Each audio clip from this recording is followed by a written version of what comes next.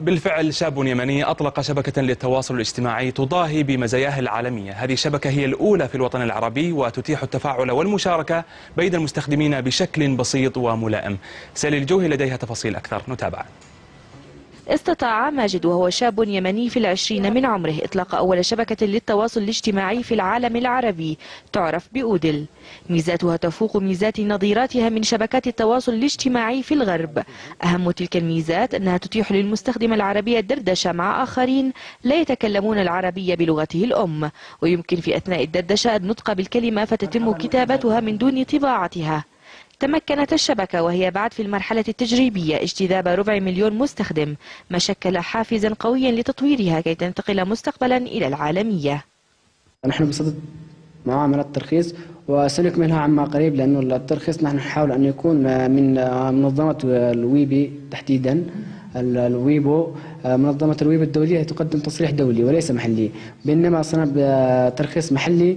نحن حاليا قد قمنا بالأشياء الكاملة للترخيص المحلي كشبكة اجتماعية محلية. يمكنك أنك تعملي منشور وتحددي وقت لنشره بعد فترة معينة ينتشر، ويمكنك أيضا مشاركة الموسيقى، يمكنك الدردشة بالفيديوز مع هانجو، يعني مجموعة مكالمات فيديو جماعية، يعني اجتماع ميتينج.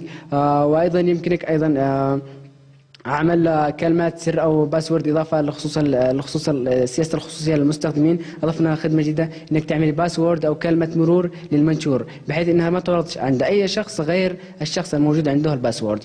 أيضا عندنا أيضا مميزات كثيرة، إنها منشور متقدم يمكنك أن تضيف أثناء المنشور ريبورت كامل، يعني تضيفي فيديوز وصور وموسيقى. يمكنك بنقرة زر واحدة نسخ حساب فيسبوك، يعني بنقرة زر أو جوجل أو تويتر أو لينكدين أو أي من مواقع التواصل الاجتماعي. شبكة التواصل أودل هي حصيلة عمل استمر 3 سنوات بالتعاون مع طاقم من المستشارين الإعلاميين والقانونيين، سيتيح إطلاقها رسميا في المستقبل. وقد باشر فريق من الشباب الترويج لها وتسويقها من أجل استقطاب أكبر عدد من المستخدمين. عملنا مجموعة حملات رسمية في صحف، في مواقع، وبعدين بدأ كتسويق شخصي، بحيث أنه أنا مثلا أعرض هذه الفكرة على أصدقائي، استقطب أصدقائي لهذا الموقع، أعرض عليهم الفكرة، يشوفوا الخدمات، فالناس بدأوا يحبوها. يعني الشخص اللي يدخل يجيب معه 10 أشخاص ويقول لهم هذا الموقع يعرض علينا خدمات ما نلاقيهاش في مواقع ثانية، وهكذا استمر العدد في التزايد.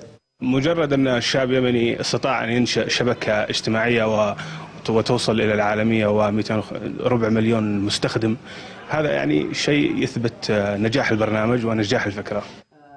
لم يتوقف حلم ماجد ورفاقه على تأسيس شبكة أودل، بل هم يسعون مستقبلا إلى إنشاء شركة خاصة بنظام أودل ليثبتوا قدرتهم على إحداث الفرق والوصول بطموحهم إلى تطوير هذا العمل إلى بعد ما يكون.